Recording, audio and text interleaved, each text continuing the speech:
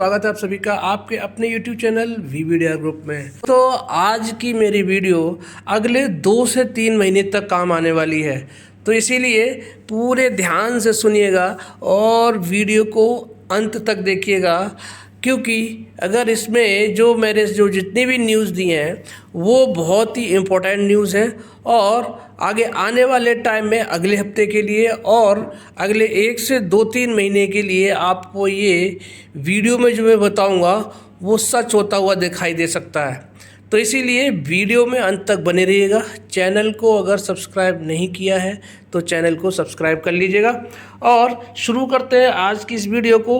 Video थोड़ी लंबी हो सकती है लेकिन ज़रूरी है, इसमें बहुत सारा डेटा आपको मिलेगा जो आपको आने वाले टाइम के लिए हमारी बाज़ार का, शेयर बाज़ार का ट्रेंड बताएगा। और तो शुरू करते हैं वीडियो को, और लेकिन अंत तक ज़रूर बने रहिएगा जिससे कि सेटअप बना रहे। अगर सारी अपडेट से आप अपडेट हैं, सारी चीज़ें, सारी न्यूज़ अगर आपके पास में है तो आपका सेटअप अच्छा बनेगा, कहीं पे आप मार नहीं खाएंगे, लॉस में नहीं बैठेंगे। तो सबसे पहली न्यूज़ आप मेरी स्क्रीन पे पढ़ सकते हैं, जिसमें क्लियरली देखिए साफ साफ लिखा है कि strong income growth, domestic capital inflows to help Sensex cross 1 lakh mark. यानी कि 1 लाख के पास में हमारा 1 लाख जो सेंसेक्स है अभी 74-75 हज़ार पे जहाँ पे भी चल रहा है, लेकिन अभी बहुत ही जल्दी आपको हमारा जो सेंसेक्स है वो 1 लाख क्रॉस करता हुआ दिखाई दे सकता है। चौंक गए होंगे कि अभी मार्केट इतना नीचे है, गिरावट के बाद में हल्का फुल्का रिकवर किया, और मैं बात कर रहा हूँ 1 लाख रुपए, 1 लाख के मार्क पर पहुँचने के लिए सेंसेक्स की। तो बिल्कुल आप सही सुन रहे हैं। अगर ऐसा हुआ तो हमारा जो मार्केट है सेंसेक्स, इंडियन सेंसेक्स, वो आपको 1 लाख के पास जाता हुआ दिखाई देगा। तो सबसे पहले इस न्यूज़ पे डिस्कस करेंगे, फिर आपके साथ में फॉरेक्स पे डिस्कस करेंगे, और फॉरेक्स से भी हमारे लिए अच्छी न्यूज़ आती हुई दिखाई दे रही है। और उसके बाद में और 1-2 न्यूज़ है वो डिस्कस करेंगे। फिर इसके बाद में मार्केट का ट्रेंड क्या रहने वाला है अगले हफ्ते वो डिस्कस करेंगे, और 6 बड़े शेयर्स जो आपको मल्टीबैगर रिटर्न दे सकते हैं उसके बारे में बात करेंगे। तो फिर से बोल रहा हूँ कि वीडियो के अंत तक बने रहिएगा। तो फिर से शुरू करते हैं। अब आते हैं अपने मेन टॉपिक पर कि 1 लाख रुपए, 1 लाख पर सेंसेक्स कैसे पहुँचेगा। स्ट्रॉन्ग इनकम ग्रोथ की वजह से डोमेस्टिक कैपिटल इनफ्लो हो रहा है, यानी कि जो हमारे म्यूचुअल फंड्स हैं, हमारे DII हैं, वो क्या कर रहे हैं, वो लगातार इन्फ्यूज़ कर रहे हैं हमारी इकोनॉमी में, हमारी शेयर मार्केट में लगातार ख़रीदारी कर रहे हैं और एक भी दिन रुकने का नाम नहीं ले रहे हैं। तो ये सब चीज़ क्या कर सकती है, तो ये वाली चीज़ें हैं मार्केट को कहाँ लेके जाएंगी, 1 लाख के पार लेकर जाएंगे हमारे सेंसेक्स को, इंडियन सेंसेक्स को। कैसे, वो अब आपके साथ में डिस्कस कर लेते हैं। तो अगर आप देखेंगे यहाँ पर, तो जो the Indian stock market seen as the best performer in the emerging market, यानी कि जो इंडियन मार्केट है सभी बोल रहे हैं, सभी जानते हैं कि जो बेस्ट इमर्जिंग मार्केट है और यहाँ पे सबसे ज़्यादा इन्वेस्टर्स की कमाई होने वाली है। वहीं पे देखेंगे जो 85,000 का मार्क था, जो 85,000 पे हमारा जो सेंसेक्स था वो फर्स्ट टाइम कब पहुँचा था, सितंबर में पहुँचा था इसी साल, यानी कि सितंबर। अब क्या चल रहा है, दिसंबर चल रहा है, यानी कि 2-3 महीने पहले हम कहाँ पहुँच गए थे, 85,000 पहुँच गए थे। और अभी क्या कहते हैं, कितना दूर है इस मार्क से, अब सिर्फ 15,000 दूर है इस लाइफ टाइम हाई से। अब आप यहीं पे देखेंगे कि the now multinational investment bank and financial services company Morgan Stanley, जो मल्टीनेशनल इन्वेस्टमेंट बैंक है और जो फाइनेंशियल सर्विस कंपनी है जिसका नाम मॉर्गन स्टैनली है, शेयर मार्केट में जो भी इन्वेस्टमेंट करते हैं, बड़ा नाम है, सभी जानते हैं। उन्होंने भविष्यवाणी की है कि जो BSE सेंसेक्स है वो कहाँ पहुँच सकता है, हिस्ट्रिक, ऐतिहासिक लेवल पे पहुँच सकता है, 1 लाख के लेवल पे। और कब, in this bullish scenario by the end of next year, यानी कि अगले 2025 में मार्केट कहाँ पहुँच सकता है, 1 लाख के मार्क को छू सकता है BSE सेंसेक्स। तो BSE सेंसेक्स अगर 1 लाख पहुंचेगा तो क्या बाकी के सेंसेक्स के नीचे रहेंगे? वो भी साथ साथ चलेंगे। तो मैं आपको शुरू से ही बोलता आ रहा हूँ कि जहाँ पे भी गिरावट मिले अपनी पोजीशन बना के बैठ जाइए, मत सोचिए कि कहाँ पर मार्केट नीचे जा रहा है। बस 40-60 वाले फॉर्मूले से ख़रीदारी करिए, यानी कि 100 रुपये में से 40 रुपये इन्वेस्टमेंट करिए, 60 रुपये बचा के रखिए। अगर फर्दर गिरावट होती है, बड़ी गिरावट होती है तो एवरेज करने के लिए, और अगर गिरावट नहीं होती है, प्रॉफिट में आ जाते हैं तो अपना प्रॉफिट बुक करिए। 100% आपके पास में फंड होगा और साथ में प्रॉफिट भी होगा। आपको मार्केट काफ़ी नीचे गया था, कहाँ तक गया था? 23,200 तक मार्केट गया था। कितना गया था? 23,200 तक मार्केट गया था। और मैंने बोला था कि यहाँ से मार्केट वापसी करेगा, और तब से लेके अब तक ज़बरदस्त वापसी की है। आप देख सकते हैं यहाँ पर the global brokerage firm predicted the sensex में reach level of 1,05,000 with the support of strong income growth and domestic capital inflows macro economic stability.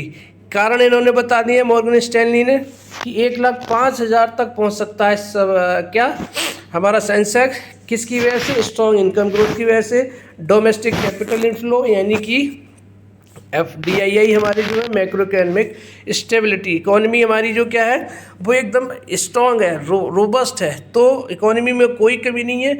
तो ये क्या हो सकता है हमारा 1,05,000 तक पहुंच सकता है। ये इन्होंने रीज़न दिया है।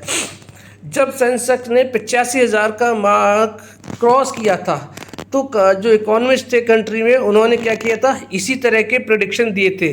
जब 85,000 पहुँचा था तो इकोनॉमिस्ट ने बोला था कि हमारा मार्केट कहाँ पर जाएगा? 85,000 जाएगा। तो अब कहाँ बोल रहे हैं? 1,05,000 का बोल रहे हैं। तो यहाँ पे भी जाना चाहिए, क्योंकि ये क्या करते हैं? एनालिसिस करते रहते हैं, और बड़ी फर्म है तो एनालिसिस इनके ऐसे ही नहीं होते, डेटा के ऊपर होते हैं। वहीं पे अगर आप देखेंगे, ये देखेंगे कि सितंबर में क्या हुआ था। On September 24 this year Sensex का पहुंचा था 85,044 पे पहुंचा था, रिकॉर्ड हाई किया था पहली बार। और उसी दिन निफ्टी ने क्या किया था? 30 पॉइंट रोज किया था, और कहाँ पहुंच गया था? 25,969। The index of 50 shares also reach 25,975, यानी निफ्टी 50। लेकिन हाई कितना लगा है? 26,200 का हाई हमारा निफ्टी ऑलरेडी लगा सकता है, लगा चुका है ऑलरेडी। तो जो 1 लाख का मार्क है वो क्या है? बहुत जल्दी आपको क्या हुआ देखने को मिल सकता है, या तो इस साल में या फिर अर्ली नेक्स्ट ईयर। यानी कि इस साल तो मुझे लग नहीं रहा है क्योंकि इतनी जल्दी पहुंच जाएगा, लेकिन नेक्स्ट ईयर के शुरू यानी कि पहले क्वार्टर में या मिड ऑफ द ईयर मुझे लग रहा है कि ये पहुंच सकता है, क्योंकि चीज़ें एकदम सॉलिड है इंडिया की। सिर्फ इन्फ्लेशन को छोड़ दिया जाए तो बाकी सब चीज़ें एकदम ज़बरदस्त है, तो यहाँ पर कोई कमी नहीं है। और आपको मैं फॉरेक्स का भी डेटा दिखाऊंगा। तो अभी पिछले 8 हफ्तों से गिर रहे थे, हमने क्या हुआ? रिकवर करना शुरू कर दिया। इस हफ्ते हमारी ग्रोथ भी आई है। तो it would be too steep a climb, but India is certainly in the midst of a bull run, यानी कि बुल रन में इंडिया है। तो छोटी मोटी गिरावट से 2-2.5 हज़ार पॉइंट की गिरावट से घबराना नहीं चाहिए। ऐसा कौन कह रहा है? मनोरंजन शर्मा कह रहे हैं, चीफ इकोनॉमिस्ट कह रहे हैं एट इन्फोमेरिक्स रेटिंग्स। उन्होंने क्या किया? INS से बोला है, ये इनको बोला है, इन्होंने एजेंसी को बोला है कि भैया यहाँ पर क्या है, बुल रन में मार्केट पहुँच सकता है। वहीं पर दूसरी तरफ देखेंगे तो foreign institutional investors FIIs are changing their strategy and adopting a buyer stance, यानी कि जो FII है अभी तक बिकवाली कर रहे थे, अब उनका भी नज़रिया बदलने वाला है और वो अपनी स्ट्रेटजी चेंज कर रहे हैं। अब खरीदारी उन्होंने पिछले हफ्ते इस हफ्ते खरीदारी भी की है, आप देख सकते हैं। तो market watchers said on Saturday that the Indian economy remains strong despite the geopolitical conditions which has ended the continuously selling phase of FII, यानी कि FII का जो दौर है, मैं आपको बोल रहा था हर वीडियो में कि बहुत जल्दी ख़त्म हो चुका है। और मेरी पिछली वीडियो बोल रहे हैं, देखेंगे खोल के, तो मैंने आपको बोला है कि FII थक चुके हैं बिकवाली करते करते।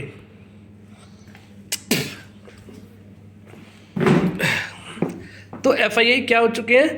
FII थक चुके हैं बिकवाली करते करते, क्योंकि वो ये सोच रहे थे मार्केट को बहुत नीचे ले जाएंगे, लेकिन थैंक्स टू आर DII जिन्होंने बिल्कुल भी प्रेशर नहीं आने दिया और लगातार वो ख़रीदारी करते गए। जितनी बिकवाली उन्होंने की है उतनी ही खरीदारी लगभग कौन कर रहे हैं, DII कर रहे हैं। FII लगातार बिकवाली करते रहे और बहुत कोशिश की उन्होंने मार्केट को गिराने की, कुछ हद तक कामयाब हुई लेकिन ज़्यादा उसको गिरा नहीं पाए और मार्केट ने बाउंस बैक कर लिया है। बहुत जल्दी आपको 25,000 का लेवल भी आपको देखने को मिल सकता है, हो सकता है अगले 2-3 ट्रेडिंग सेशंस में ही।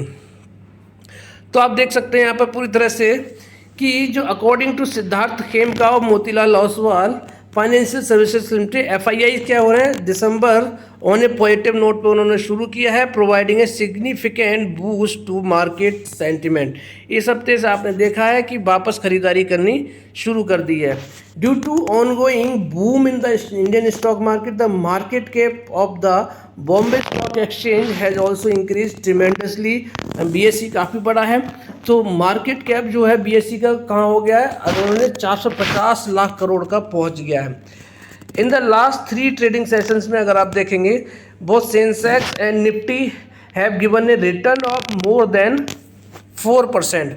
यानी कि लास्ट ट्रेडिंग सेशन में सिर्फ और सिर्फ लास्ट के 3 ट्रेडिंग सेक्शन में निफ्टी ने और सेंसेक्स ने कितना बड़ा रिटर्न दिया है, 4% का। दोस्तों ये कोई छोटी बात नहीं है, सिर्फ 3 ट्रेडिंग सेशंस में।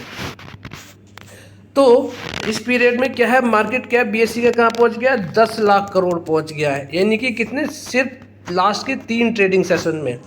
तो क्या जो करेंटली अभी जो मार्केट कैप क्या है of all the companies listed on BSE more than 454 lakh crore का जो मार्केट कैप है BSE पर वो है पहुंच गया है। बहुत बड़ी बात है दोस्तों। तो वहीं पे देखेंगे Indian stock market maintains positive outlook as the RBI turns more realistic.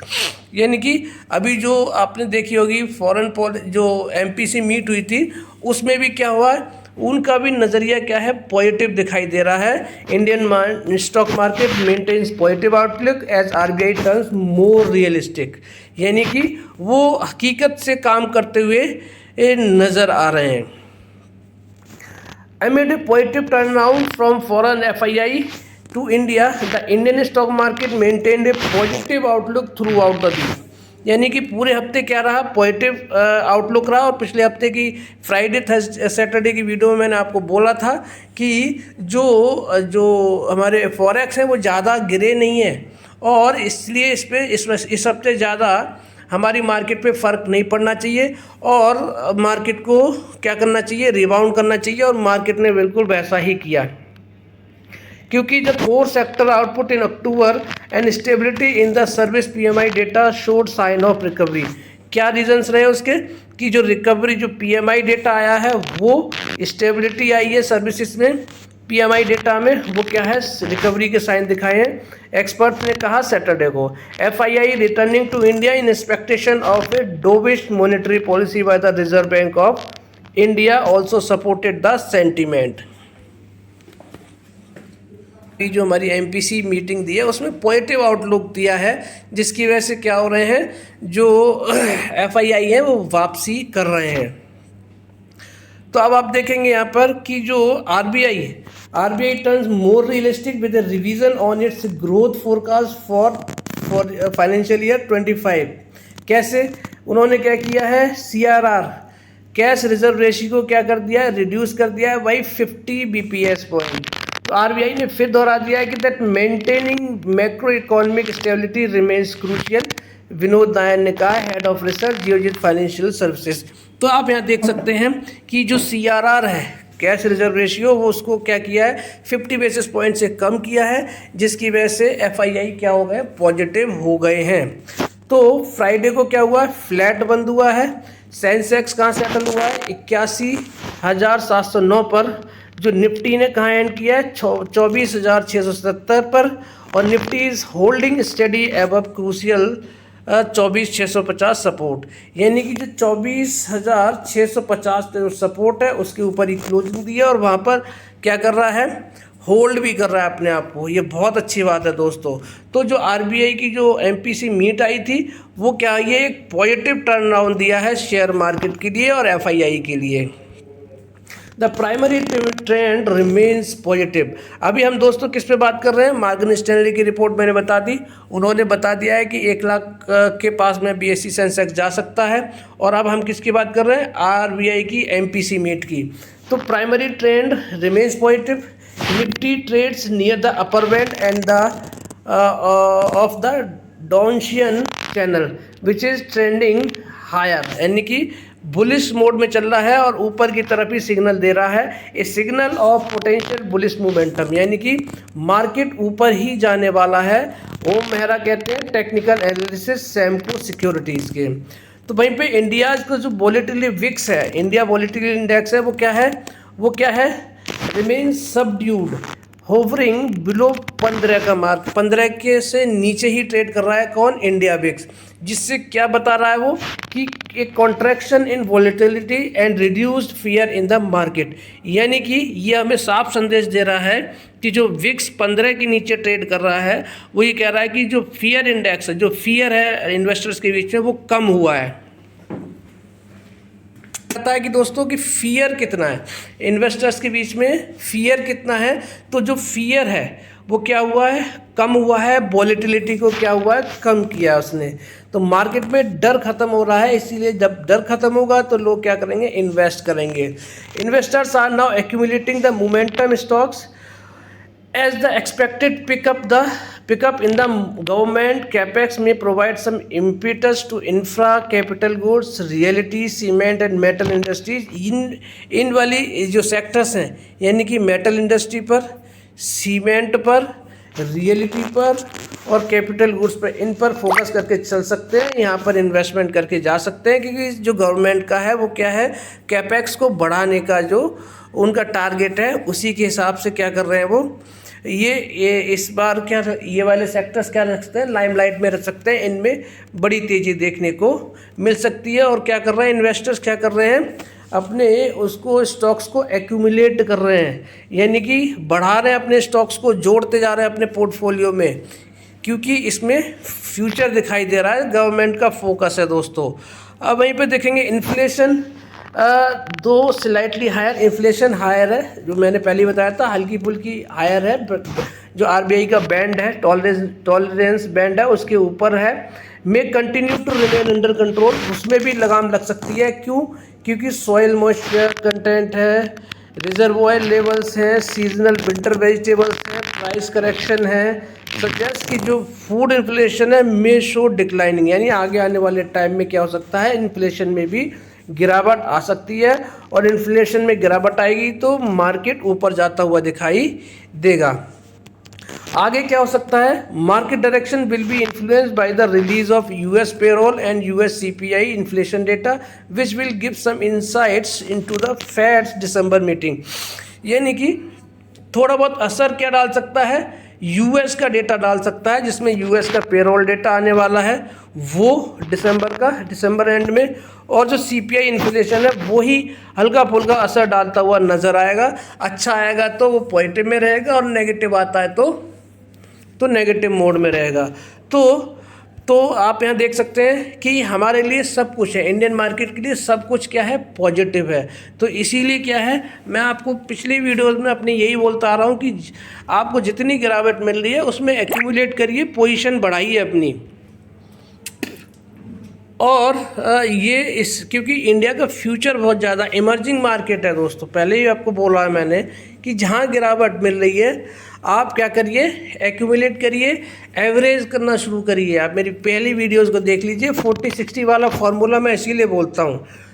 अब RBI की जो MPC मीट है वो क्या है, उसमें क्या क्या शक्तिकांत दास जी ने बोला है, हाईलाइट्स क्या है, तो आप देख सकते हैं कि यहाँ पे कि RBI cut CRR to 4%, repo rate unchange at 6.5, यानी कि जो मैंने आपको बताया था कि जो RBI ने CRR है, कैश रिजर्व रेशियो है, उसमें कट कर दिया है 4% का, लेकिन रेपो रेट वहीं का वहीं रखा हुआ है।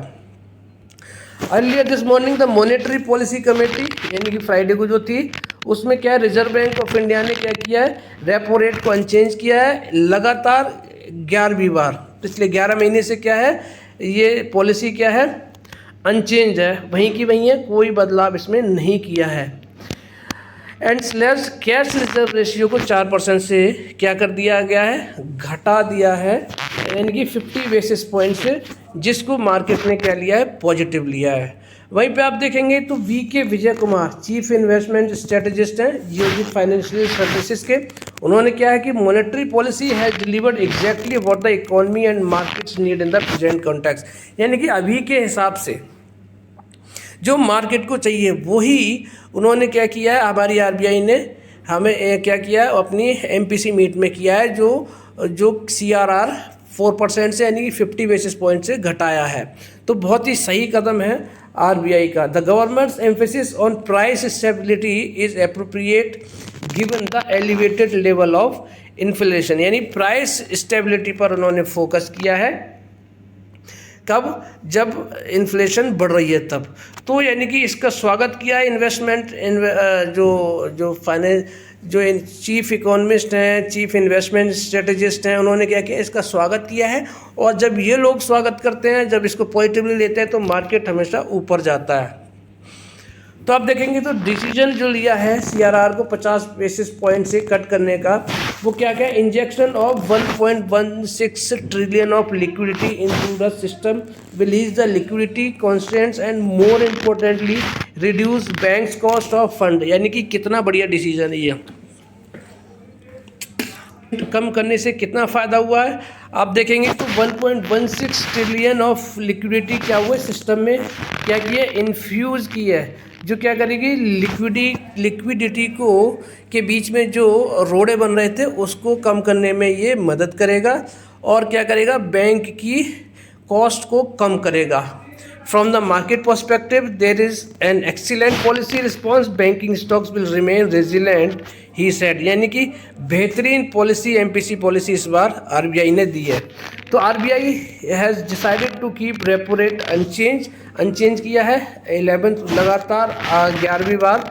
और आरबीआई जो शक्तिकांत दास जी हैं, उन्होंने क्या किया है, फ्राइडे को ये दिया था। मॉनेटरी पॉलिसी क्या है, agreed to keep the policy rate unchange following 3 days of talks, यानी दिसंबर 4 से लेकर 6 के बीच में जो एमपीसी मीट हुई थी उसमें यही डिसाइड हुआ कि रेपो रेट को सेम रखा जाएगा और जो सीआरआर है उसको 50 बेसिस पॉइंट से कम कर दिया गया है।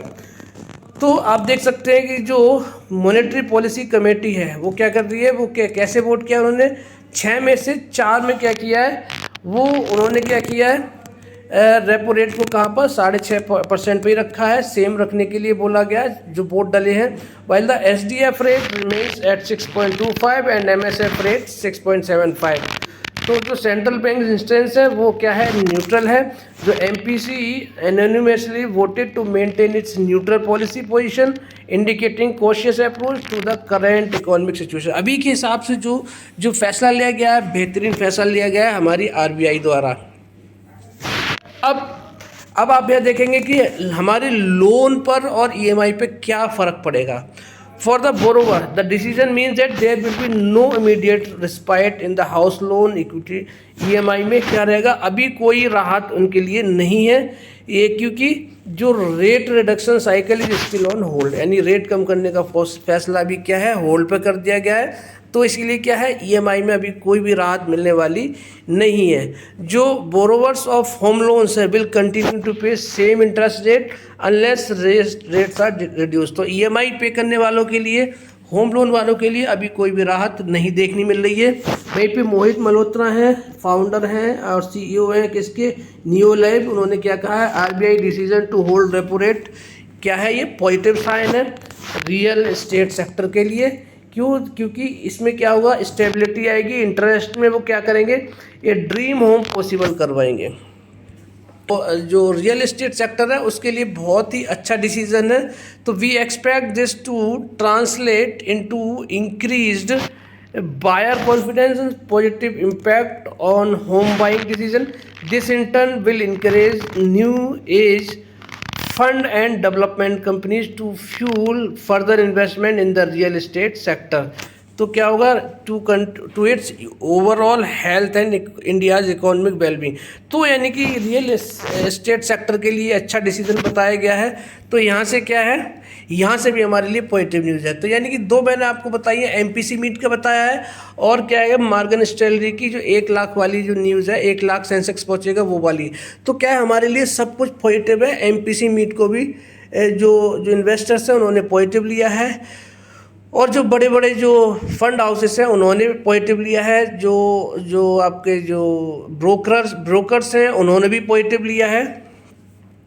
तो यहाँ से क्या है, अभी तक पॉजिटिव न्यूज़ है। अब बात करते हैं दोस्तों फॉरेक्स की। तो फॉरेक्स में के देखिए बड़ी न्यूज़ आ चुकी है, ब्रेकिंग न्यूज़ आ चुकी है। लगातार 8 सप्ताह की गिरावट पर लगी लगाम, भारत के साथ पाकिस्तानी विदेशी मुद्रा में भी क्या हुआ इजाफा। यानी कि जो लगातार 8 हफ्तों से गिरावट हो रही थी, हमारे फॉरेक्स कम हो रहे थे, वो इस हफ्ते लगाम लग चुकी है और हमारे फॉरेक्स रिजर्व इस बार बढ़कर आए हैं। तो आप देखेंगे बीते 29 नवंबर को समाप्त सप्ताह के दौरान भारत की विदेशी मुद्रा भंडार के मोर्चे पर खुशखबरी मिली है। इस सप्ताह विदेशी मुद्रा भंडार में लगातार 8 सप्ताह से आ रही गिरावट पर न सिर्फ रोक लगी बल्कि इसमें बढ़ोतरी भी हुई है। तो ये हमारे लिए अगले हफ्ते के लिए पॉजिटिव मोमेंटम है। अगर कहीं पे भी गिरावट मिलती है तो क्या होगा, मार्केट रिबाउंड करेगा। और मैं आपको बताता आया हूँ कि फॉरेक्स रिजर्व जब बढ़ते हैं तो मार्केट ऊपर जाता है, फॉरेक्स रिजर्व घटते हैं तो मार्केट नीचे जाता है। अभी तक फॉरेक्स रिजर्व घट रहे थे तो मार्केट गिर रहा था, अब फॉरेक्स रिजर्व ने रिबाउंड किया है, बढ़नी शुरू हुए हैं, तो मार्केट भी हमारा ऊपर जाना चाहिए। तो आप देख सकते हैं कि भारत के विदेशी मुद्रा भंडार में आ रही लगातार गिरावट पर लगी रोक 29 नवंबर को समाप्त सप्ताह के दौरान कितनी 1.5 बिलियन की वृद्धि हुई है फॉरेक्स रिजर्व में। इससे पहले 8 हफ्ते से लगातार गिरावट दिख रही थी। तो यहाँ से क्या है, हमारे लिए पॉजिटिव आउटलुक देखने को मिल रहा है। तो जो रिजर्व आरबीआई ने जो दिया है उसमें एफसी अकाउंट को देखेंगे वो भी बड़ा है। तो वो जो देखेंगे तो एफसी अकाउंट में कितना वृद्धि हुई है, $2.061 बिलियन की वृद्धि हुई है। और जो आपका एफसीए भंडार वो कितना पहुंच गया, 568.852 बिलियन पर पहुंच गया है। वहीं पर कुल विदेशी मुद्रा भंडार में विदेशी मुद्रा अस्थियाँ या फॉरेन एफसीए एक महत्वपूर्ण हिस्सा होता है। ये तो सिर्फ कॉमन है कि जो एफसी अकाउंट है वो क्या फॉरेक्स रिजर्व का बहुत ही इम्पोर्टेंट क्या होता है, एक कंपोनेंट होता है। और उसमें बड़ी तेज, उसमें भी अच्छी खासी तेज हुई है $2 बिलियन की। तो क्या है, इसकी वजह से क्या हुआ है कि हमारा क्या हुआ है, हमारा फॉरेक्स रिजर्व में बढ़ोतरी देखने को मिल रही है। अब क्या होता है कि एफसी अकाउंट होता क्या है, जिसमें नॉन यूएस जो करेंसीज होती हैं जैसे कि यूरो, पाउंड और येन जैसे गैर अमेरिकी मुद्राओं में जो घटबढ़ होती है उसके प्रभाव से क्या होता है, एफसी अकाउंट इफेक्ट करता है। में बढ़ोतरी हुई है और अच्छी खासी बढ़ोतरी यहाँ पर देखने को मिल रही है, जिसका नतीजा है कि हमारे हमारा जो फॉरेक्स रिजर्व है उसमें बढ़ोतरी हुई है और बहुत ही बेहतरीन न्यूज़ यहाँ देखने को मिल रही है। अगले हफ्ते के लिए शानदार हमें क्या देखने को मिल रहा है, एक पॉजिटिव सेंटीमेंट देखने को मिल रही है, पॉजिटिव न्यूज़ देखने को मिल रही है। इसीलिए अगर कहीं पे भी गिरावट होती है पोजीशन बना के बैठ जाइए, ये आखिरी मौके रहेंगे। अब बात करते हैं डॉलर इंडेक्स की। दोस्तों डॉलर इंडेक्स को अगर आप देखेंगे तो देखिए, मैं आपको बार बार ट्रैक करके बता रहा था, 106 के ऊपर चल रहा था और 106 के ऊपर जाने के बाद में अब कहाँ आ गया, 106 के नीचे आ गया है। आप देख सकते हैं यहाँ पर 108 का हाई लगाया है, B52 हाई आप देख सकते हैं यहाँ पर 108 का हाई लगाने के बाद हम कहाँ आ गए, 106 के नीचे आ गए। पॉजिटिव न्यूज़ है। अब FII DIE को अगर देखेंगे तो DII खरीदारी करके गए कितने की, 1659 करोड़ की खरीदारी करके गए। वहीं पे FII ने मामूली सी बिकवाली करी है 1830 करोड़ की। तो यानी कि ज़्यादा हमारे लिए अगले हफ्ते के लिए नेगेटिव नहीं है। तो अगर दोनों का प्लस माइनस कर देते हैं तो 171 करोड़ की लगभग क्या आ रही है, सेलिंग निकल के आ रही है। ज़्यादा कुछ बड़ा हमारे यहाँ पर इसके लिए नेगेटिव न्यूज़ नहीं है, बाकी की न्यूज़ हमारी सारी नेगेटिव है। तो हल्का सा फुल्का सा अगर कहीं पे भी गिरावट मिलती है इसकी वजह से, वैसे तो इसका कोई फ़र्क नहीं पड़ना चाहिए, मार्केट ऊपर ही जाने वाला है, ये आखिरी मौके रहेंगे। बॉन्ड मार्केट को अगर आप देखेंगे तो बॉन्ड मार्केट में हमारे लिए सब कुछ पॉजिटिव है, यहाँ से कोई भी हमें पेन देखने को नहीं मिल रहा है, यहाँ से भी पॉजिटिव आउटलुक है। बिटकॉइन को, क्रिप्टो करेंसी को देखेंगे तो एकदम सुपर पॉजिटिव हो रखी है क्रिप्टो करेंसी, सब में लगभग तेज़ी देखने को मिल रही है। ये एक शानदार न्यूज़ है, इससे साफ पता चल रहा है कि ग्लोबल सेंटिमेंट्स हैं वो पॉजिटिव हैं। अब देखेंगे इंडिया जो हमारा जो डॉलर है, डॉलर कहाँ चल रहा है, देखिए 84.7 के ऊपर चल रहा था, 84.7 के नीचे आ गया है, 84.668 पे आ गया है। यानी कि हमारी जो INR है, इंडियन करेंसी, वो मजबूत हो रही है, और मजबूत हो रही है तो हमारे फॉरेक्स अगले हफ्ते भी बढ़कर आने चाहिए। यानी कि हमारी जो इंडियन करेंसी है वो रिकवरी कर रही है, ये भी मार्केट के लिए सुपर पॉजिटिव न्यूज़ है। डॉलर इंडेक्स में भी गिरावट है और डॉलर में भी गिरावट है, यानी कि हमारा रुपया मजबूत हो रहा है, इंडियन करेंसी मजबूत हो रही है। इंडियन करेंसी मजबूत हो रही है तो हमारे फॉरेक्स बढ़ेंगे, फॉरेक्स बढ़ेंगे तो FII ख़रीदारी करेंगे। सीधा सीधा मैंने आपको फॉर्मूला बता दिया है। अब कमोडिटी मार्केट में अगर हम देखेंगे तो गोल्ड में हल्की फुल्की तेज़ी पे क्लोजिंग हुआ है, सिल्वर में देख सकते हैं, कॉपर में भी हल्की फुल्की तेज़ी देख रही है। वहीं पे देखेंगे क्रूड ऑयल में, देखिए $70 के नीचे बना हुआ है, $68 पे कई दिनों से ये क्या कर रहा था, कंसोलिडेट कर रहा था, उसके भी नीचे आ गया। तो यहाँ से भी हमारे लिए पॉजिटिव है, महंगाई पर लगाम लगने में क्या मिलेगी, मदद मिलेगी। वहीं पर देखेंगे तो निफ्टी फ्यूचर्स ने कहाँ क्लोजिंग दी है, 24,783 पे क्लोजिंग दी है। गिफ्ट निफ्टी को आप देख लीजिए तो 24,763 पे क्लोजिंग दी है। वहीं पे US मार्केट में थोड़ी सी नेगेटिव प्रेशर देखने को मिला है, लेकिन टेक स्टॉक में क्या है, पॉजिटिव है। तो यहाँ से क्या होगा, US में जो टेक स्टॉक्स हमारे मार्केट को, यानी कि IT स्टॉक्स मंडे के दिन मार्केट को सपोर्ट करते हुए नजर आएंगे निफ्टी को। तो 24,768 पे क्लोजिंग दी है किसने, हमारी गिफ्ट निफ्टी ने।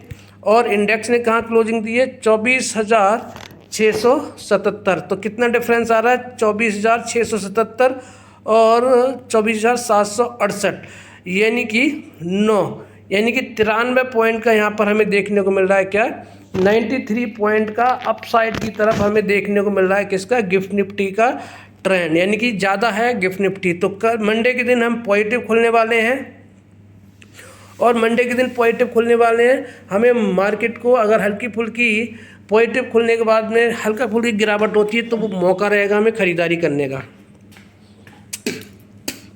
गैप अप ओपन होगा हमारा कल के दिन, और मार्केट जब गैप अप ओपन होगा तो आप नज़र बना के रखिएगा किस पे, डॉलर इंडेक्स पे। डॉलर इंडेक्स से भी हमारा क्या है, साइन अच्छा मिला है, और वहीं पे FII DI की तरफ से भी हमारा ज़्यादा कुछ नेगेटिव नहीं है।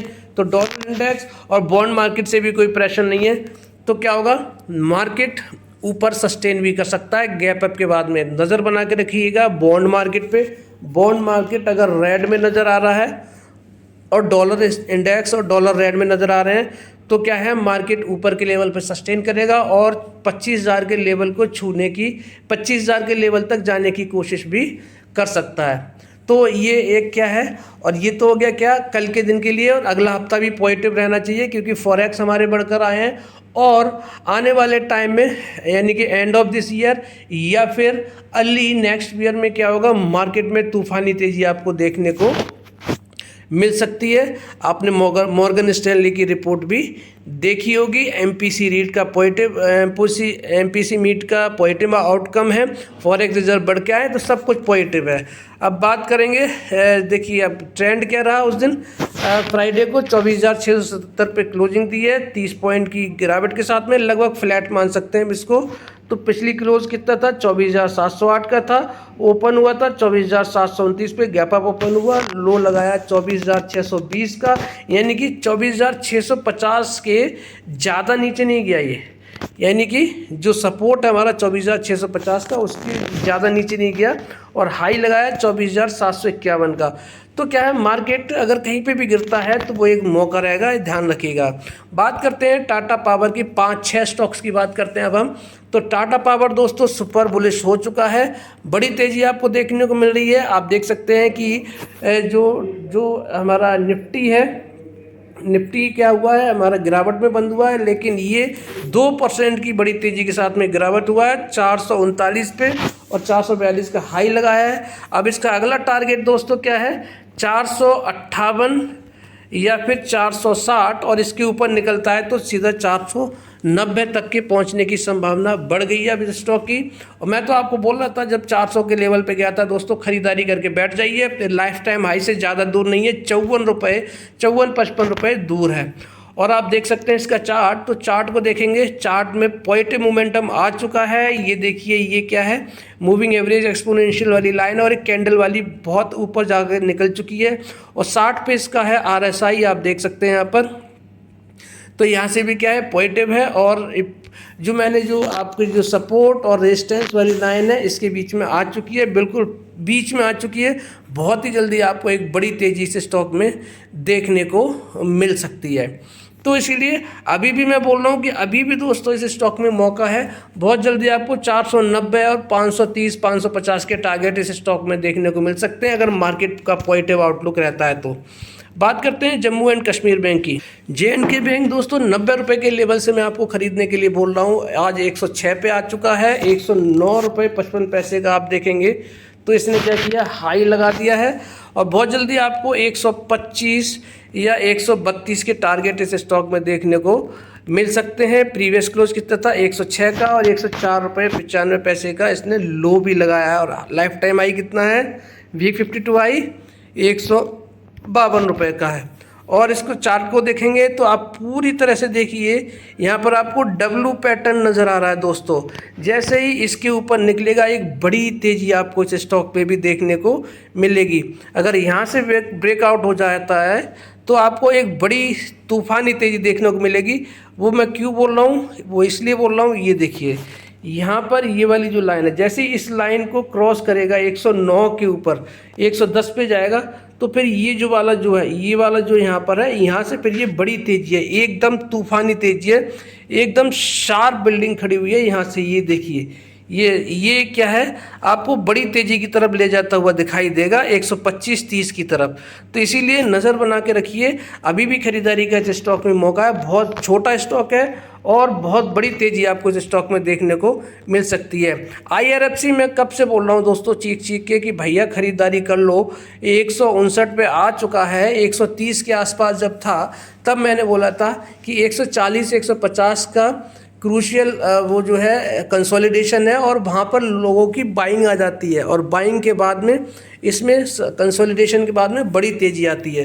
तो आप देख सकते हैं 0.5% की बड़ी तेज़ी देखने को मिली फ्राइडे के दिन और 159 का हाई लगाया था। यही मैंने लेवल बताया था 158 के बाद में 170 और 170 के बाद में जैसे ही सस्टेन करेगा 170 के ऊपर तो कुछ दिन 170 से लेके 180 के बीच में कंसोलिडेट करेगा। और जैसे ही इस लेवल को तोड़ेगा दोस्तों 180 के, तो फिर आपको नए हाई देखने को मिलेंगे। यानी कि 180 के ऊपर जैसे ही 180 के ऊपर ये स्टॉक जाएगा, कहाँ पर 180 के ऊपर जैसे ही जाएगा स्टॉक दोस्तों ये, तब आपको क्या होगा 200 के टारगेट और 200 के बाद में 229 का ब्रेकआउट होने के बाद में 297-93 के टारगेट आपको इस स्टॉक में देखने को मिलेंगे। अभी भी मौका है दोस्तों, खरीदारी करके बैठ जाइए। और यही मैं आपको चार्ट ये बार बार ये समझा रहा था, ये वाला और ये वाला देखिए अब होने वाला है। बहुत जल्दी बड़ी तेज़ी आपको इस स्टॉक में देखने को मिलेगी। चार्ट चीख के बोल रहा है दोस्तों, खरीदारी करके बैठ जाइए। अब जो रुकावट होगी, अब जो तेज़ी के बाद में जो ब्रेकआउट होगा, ब्रेकआउट तो हो चुका है, अब यहाँ पे ये 170 से लेके 180 के बीच में यहाँ पर रुकेगा और इसके बाद में सीधी तेज़ी है दोस्तों। तो इसीलिए मौका है, खरीदारी करके बैठ जाइए 40-60 वाले फार्मूले से। अब बात करते हैं अगले स्टॉक मिश्र धातु निगम लिमिटेड की दोस्तों।